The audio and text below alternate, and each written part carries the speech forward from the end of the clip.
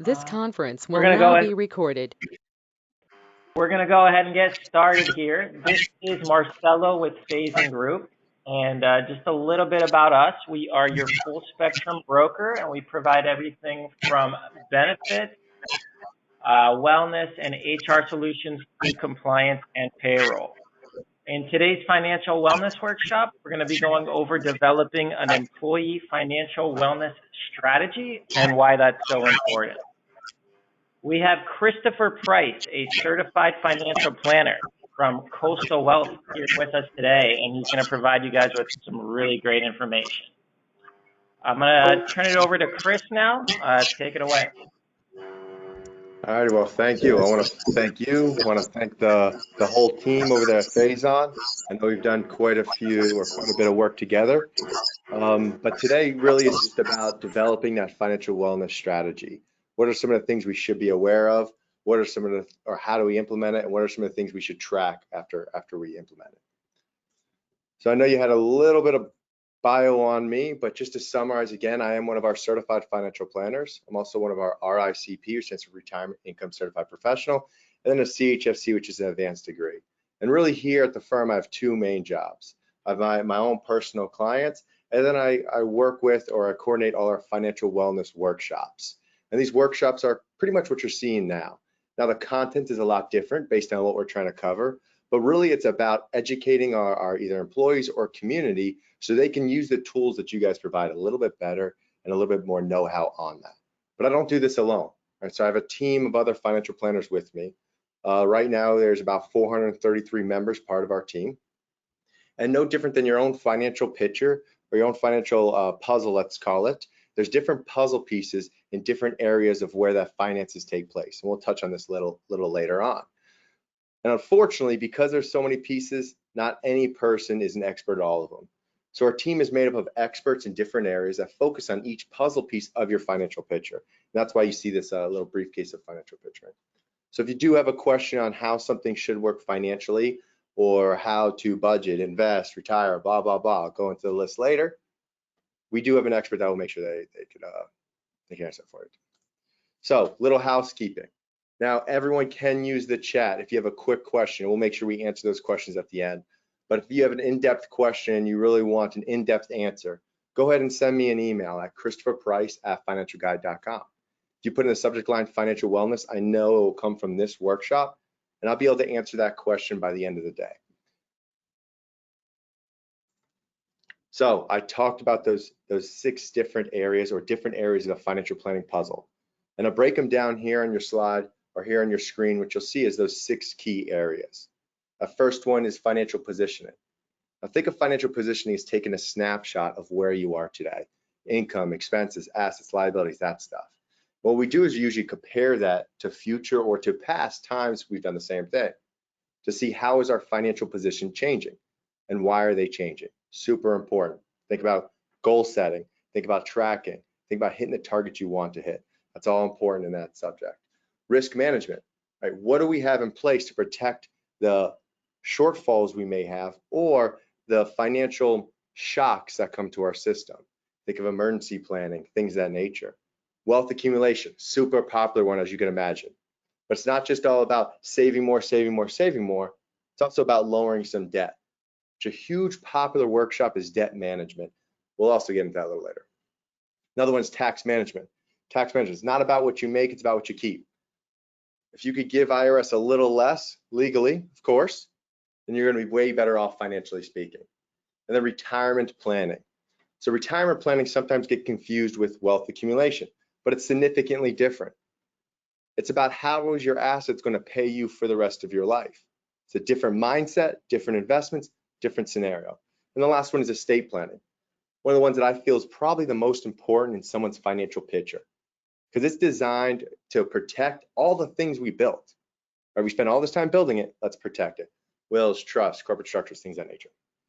So I wanted to bring that up because although that's not prudent in this conversation or this workshop, that's prudent in every single workshop we provide to the employees, community, things of that nature. We usually pick a topic and either deep dive that topic or skim the surface enough to be able to allow people to think on their own on how they want to create their own financial plan. And every single workshop we do is based on this financial well-being. Now, financial well-being isn't like a sales word here at Coastal Wealth thought of or something of nature. It's actually something that the Consumer Financial Protection Bureau came up with. And these 4 strategies, what they mean of being financially well. First one is having control over day-to-day expenses. So you always hear people living paycheck to paycheck or something of that nature. Well, if we could control those expenses, we don't have to live paycheck to paycheck. Right? So that's one of the first steps of being financially well-being. Next one is being able to absorb a financial shock. You're going to hear me say this word financial shock a lot. And now I don't know the people on this call. I don't know income levels. I don't know expenses. I don't know your situation. But what I was shocked about when I found out what that term financial shock meant, well, shocking. And what it meant was any expense that you did not predict of over $400. And you're going to see the statistics of the amount of people who couldn't cover that. It was shocking. But anyhow, the next one is being on track to meet our financial goals. We all set goals. Set goal, I'm going to retire at 65. We set goal that I'm going to buy this new house. We always set all these goals, but there's always something that kicks us off this track. So having or having this financial well-being mindset is how do we get back on that track? And then having the financial freedom to enjoy life's little pleasures. Can I go on the vacations I want or I promised my family? Can I splurge a little bit on the weekend? So those 4 things are basically the cornerstones in every single presentation. And every presentation is designed to get us better to this situation. So if you do want to offer this to your employees or something of that nature, and we do pick particular topics like debt management, retirement income planning, estate planning, whatever the case might be, mind you, it's all designed to get them to this level, this financial well-being. So for you guys, unfortunately, your guys' conversation is going to be a little bit more boring. It's going to be about setting these things up and having a really, really good financial wellness program. We're going to talk about, like I said, financial wellness program. We're going to talk about the bottom line. How does it affect our pockets? Sometimes it's hard to see what these traits or these well-being programs, how they actually affect our pocket. We'll get a little bit into that. We're going to talk about developing a financial wellness program. Then we're going to talk about implementing it. Right? So when we talk about developing it, we're going to talk about what do we need, what should we have, and then how should we implement it. So let's talk a little bit about this bottom line. So what we do, or what we base all these statistics off of, is surveys that we do. We do surveys every single year, use thousands and thousands of individuals or businesses to come up with these. I mention this because I don't know which one's exact for your company. And we won't know till maybe we do analysis with you guys. But this is what, generally speaking, the industry says. So right now, when we interview individuals, 30% of employees are distracted due to some kind of personal finance. That's either paying down a debt. That's either a financial shock they're thinking about. But 30% of the people are worried about that. Now, the sad statistic that says within that is out of that 30, 46% of them spend more than 3 hours a week trying to solve that problem. So now we're starting to get some quantitative numbers. If we have a very, very small company of 10 people, that means 3 people are worried about something financially, and 1.5 of them are spending 3+ hours a week on trying to solve that problem. Now, if we scale that up, we have 100 employees. That means 15 people are spending 3 hours a week doing something other than work and not productive. So we can kind of calculate where this number is going. We're going to get into more detail about that. Probably one of the things that's most worrisome for most employers, or worrisome for me, is if 30% of my employees are distracted and I'm in an industry where it's either high pressure, heavy machinery, or something like that, what may happen? And the number one reason why there's a claim on workman's comp is because of distracted employees. May not be financially, but it's because of distracted employees. So not only do we interview and talk to a lot of employees, but we also talk to business owners. Right? We know there's 2 sides of the table, and if you don't know which side, or if you don't know both sides of the story, you're not going to come up with a compelling answer. So when we interview business owners, they said about 45% of the population can absorb a financial shock. 45% of their population, their employees. Now, if you remember, I said a financial shock means an unexpected bill of $400 or more. So that means only half of your population can actually absorb that. It's a shocking number. And then 60% of business owners have seen their employees make bad financial retirement decisions. And some of those bad financial retirement decisions may be like taking a loan on their 401k when not extremely necessary. Stop contributing even though we have the tools to match and basically give free money. Or make other irrational decisions like change investments to all cash even though they have 15 years till they retire or something of that nature. Now, as you guys may think through these statistics, you guys might see some things that are similar in your own businesses, or have heard some of your own employees say these things. They might relate more to the numbers we have here. So another statistic that I actually thought was extremely shocking, and again, we were interviewing business owners. A business owner surveyed said that 40% of their population doesn't think they can, or they don't think they can retire by full retirement age, which Social Security says is at 65, 67. That brings in a whole other issue. And if we think 40% of our employees aren't going to be able to retire when they should, well, our population is going to age. Healthcare costs will probably go up because of it. Payroll costs will go up to it also. And then I'll get into another issue with that, but we'll get into it in a second. Anyhow, and then actually we'll get into that issue there. And then the issue that wasn't on these slides, but I wanted to bring it up, is one of the big things that we do a lot of is succession planning. And succession planning basically says, okay, we have this business that we either created or own or whatever the case might be, and we want to sell it or get it to either somebody else, another entity, whatever the case might be. Do you know that when we do that, when we have potential buyers and potential sellers, the potential buyers want to know the census of the people. They want to know the census of the employee population, because if they're of a certain age, they may be more worrisome that, okay, that aging population needs to retire soon. How do I replace them? So just something to think about if this is your business and you are planning to maybe sell it at some point or whatever the case might be. So having or helping clients have the ability, or employees have the ability to retire and get new blood into the system, maybe even more beneficial than you could think until it's too late. So to sum all those up, and don't worry, this is the last statistic I'm going to go into, but to sum all those up, one of the questions we asked business owners and of what is the most important thing, or what means the most importance to them and drives the most revenue to them. And 83% of them said an engaged and productive workforce.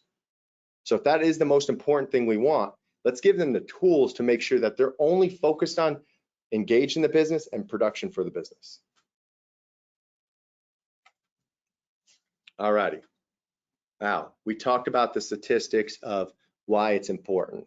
I wanted to kind of speed through that because I feel like most people on this call understand why it's important, or you wouldn't have been part of this call. But those are the facts that really bring it home. Now let's talk about developing an employee financial wellness program. Now, a program doesn't just say, institute this and that's all good and that's all you need. Really, there's these 6 areas that you see on your screen. And these 6 areas all help increase this financial wellness program. Some of them you may have, some of you may not feel important for your position and your job and your company. And some may want all of them. But we'll go into each one and go from there. So first one, super common, core benefits.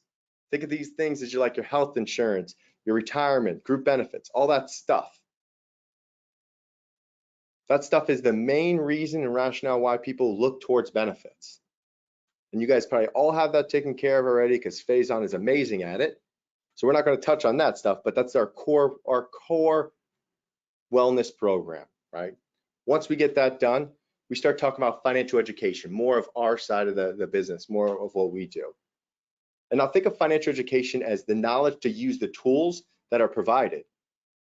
I'm sure every single person on this call has seen an employee have benefits they don't need and they're paying for, or need some of the benefits you're providing and not have them. Or maybe it's because they don't understand the tools that are being provided.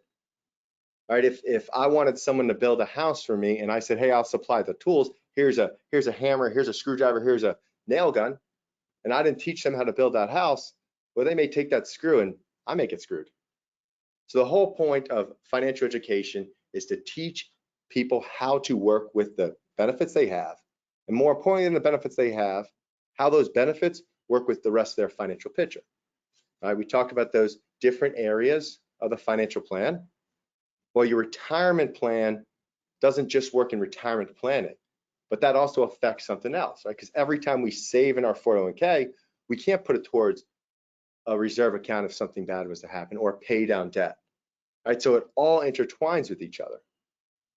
And when we sit down and create a financial wellness program and perform financial education for employees, some of the most common ones that we see that are wanted are things like common money mistakes, or things like debt management or budgeting. And then we get our retirement plannings and things of that nature. So my point being is financial education has a two-part focus. The first part is teaching us the benefits that they have, that you guys provide, that you guys pay for, and using them the way they should be used. And then how do we use those to affect the rest of our life? And how is our rest of our life affecting those? So we all learn differently, right? Some people need this personal engagement. Some people would rather be up online at 2 a.m. doing their own research. Some want to do both. So we're creating a financial wellness program that shouldn't be one fold, should be many folds. So having online tools is super important, especially for your do-it-yourselfers, especially for those 2 a.m. individuals. A good thing about this is a lot of benefits that you get, those core benefits come with something like this. Think of your retirement accounts, usually come in with a retirement account calculator or something of that nature. And if they do, great. Or there's other situations where we can actually have or pay for a program to, or internet program for this. The whole point of this is we want to have a program where someone can self-study on their own. And we want to make sure it's a credible and reputable source, because there's a lot of stuff on the internet and a lot of times you shouldn't listen to it. So again, most of this is done through surveys and research, and this is how we come up with these programs, right? We do a program, we survey it, we research it, we improve it. We do a program, we survey it and research it. One of the biggest hot topic items that allowed employees to get to where they want to be is not so much just the financial education, but the professional guidance throughout their plan. So not only with us, but there was also a recent survey done by Bank of America, who also does some financial wellness programming, and they came up with the same results, that there was an 83% chance higher that someone working with a financial professional would reach their goals than someone not. It's a huge percentage, huge percentage. Really, that percentage is because of this, because when there is a shock, a financial shock that hits us, or something that knocks us off that course, we rely on others to find that course for us. But we live in a day and age, to use a comparison, of GPS. But we all still make wrong turns, right?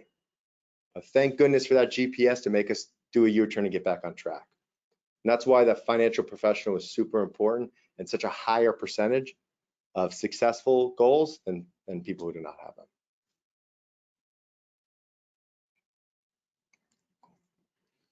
Cool. Alrighty, so some of these benefits are also some things that you guys already may have in place, but we usually try to tell everyone to expand their benefits a little bit more. When we talk about expanding their benefits, we always get that question, well, you know what, our budget is this is what we're going to do. So one of our favorite things that we talk to employers about is voluntary benefits. Now, voluntary benefits are options that allow you to have your employees have those options, but you don't have to pay for them, right? Faison, again, is great at it, but it's hugely a part of your financial wellness program, is giving employees the ability to find good products and have the ease of being able to pay for them because of a payroll deduction without costing you anything. So when you start creating your financial wellness program, think about things like that. Right? Think about maybe those voluntary benefits that will not cost you guys anything, but will provide value to your employees.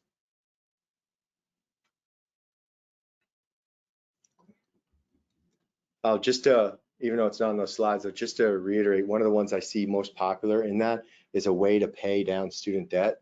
I keep seeing more and more companies do that, is a payroll slot that will help pay off student debt. So if someone has a young client base, might be a good idea for you, but that's a side note.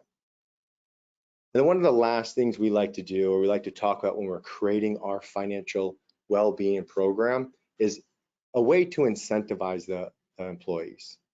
So we talk about incentivizing the employees. Sometimes as people, we just need a little kick to get over that hurdle to do the things that we want to do, or to do the things we should do.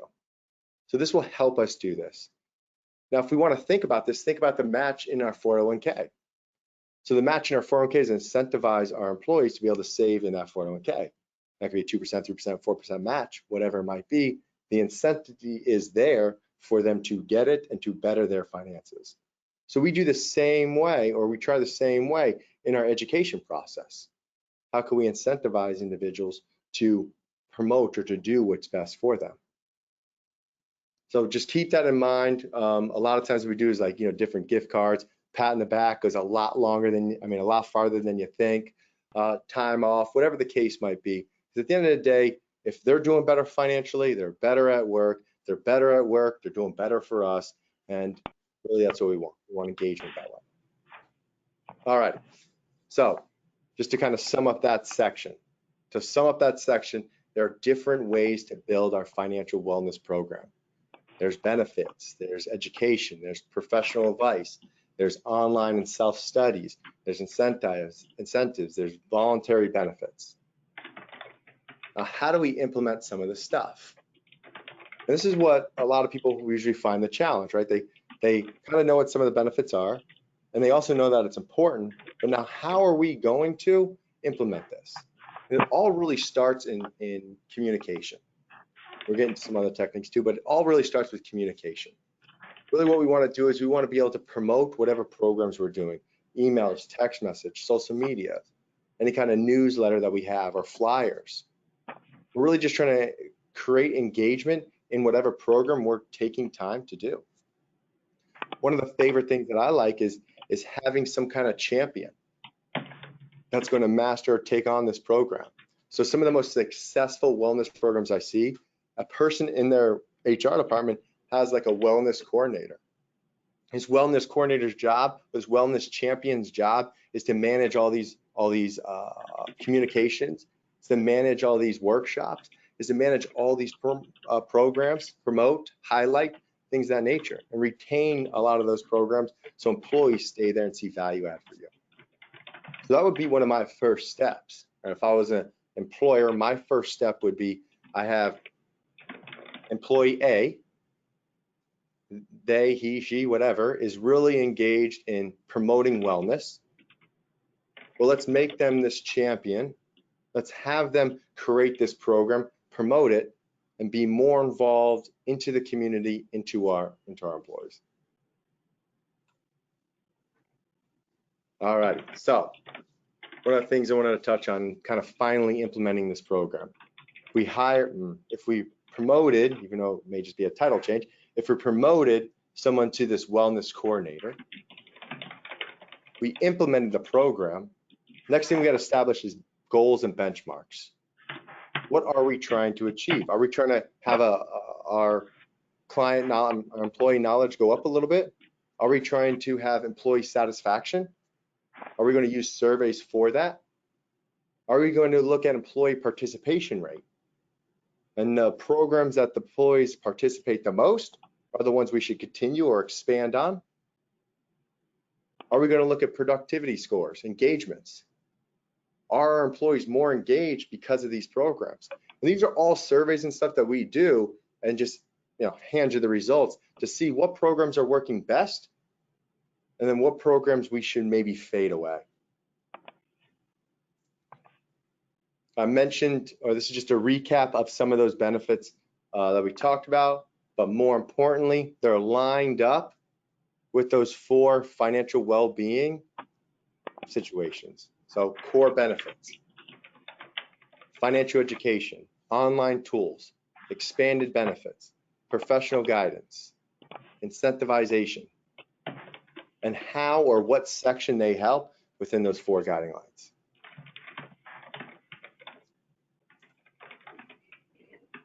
Cool. So to summarize, what we have to do is we have to understand the needs of the employees. We want to find out, or we want to survey what's most important for them. Is it budgeting? Is it common money mistakes? Is it retirement planning? What are the needs that the employees have, and how can we educate them on this?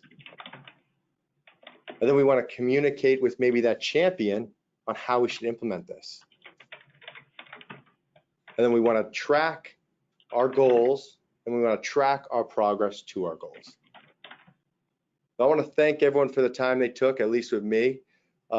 This workshop's a little bit or a lot shorter than our other ones, being that our job here is to really understand the program, but maybe not get in the nitty-gritty of financial planning, retirement planning, estate planning, things of that nature.